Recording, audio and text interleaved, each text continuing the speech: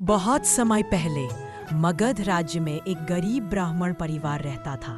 उसका नाम था नंदन और उसकी पत्नी सावित्री। दोनों बहुत धर्मपरायण थे, लेकिन उनकी एक ही दुख था, उनके कोई संतान नहीं थी। हर व्रत, हर पूजा उन्होंने की, पर कोई फल नहीं मिला। एक दिन सावित्री ने एक सपना देखा। सपने में एक तेजस्विनी देवी प्रकट हुई। उनके सिर पर सूर्य की किरणों का मुकुट और हाथ में कमल का फूल था। देवी ने कहा, सावित्री, मैं छठ मैया हूँ। मैं सूर्य देव की शक्ति का रूप हूँ। यदि तुम सच्चे मन से मेरा व्रत करोगी तो तुम्हारा जीवन सुख और संतान से भर जाएगा। सावित्री ने जब आंख खोली तो उसके दिल में नई आशा की किरण थी। अगले ही दिन इसने नदिया किनारे जाकर व्रत का संकल्प लिया। पहला दिन, नहाए खाए सुबह सुबह सूरज उगने से पहले सावित्री ने गंगा में स्नान किया।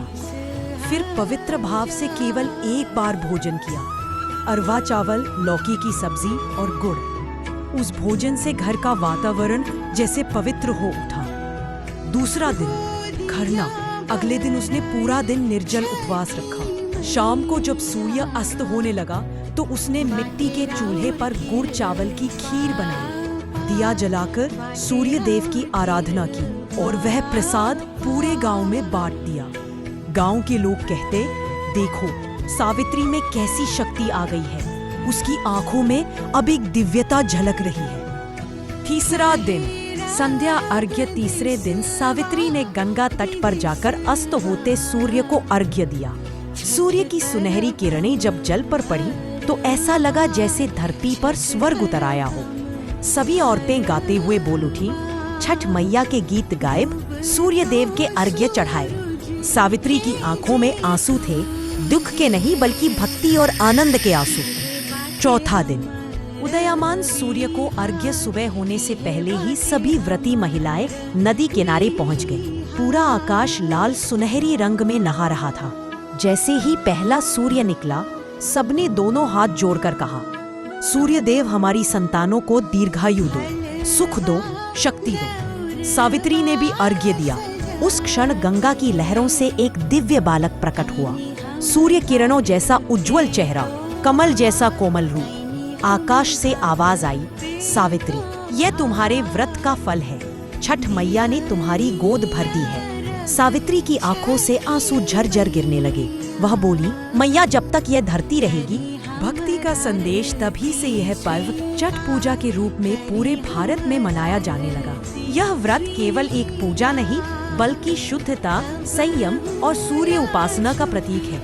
छठ मैया की आराधना करने से घर में सुख शांति आती है, संतान की रक्षा होती है और जीवन में प्रकाश फैलता है। भावनात्मक अंत कहते हैं, जब कोई स्त्री सच्चे मन से छठ मैया का व्रत करती है तो मैया स्वयं उसके घर की रक्षा करती है। सूर्य देव की पहली किरण जैसे ही धरती पर पड़ती है, हर भक्त का चेहरा भक्ति और शांति से चमक उठता है। छठ मैया की जय, सूर्य देव की जय। भक्ति और विश्वास ही सबसे बड़ा बल है।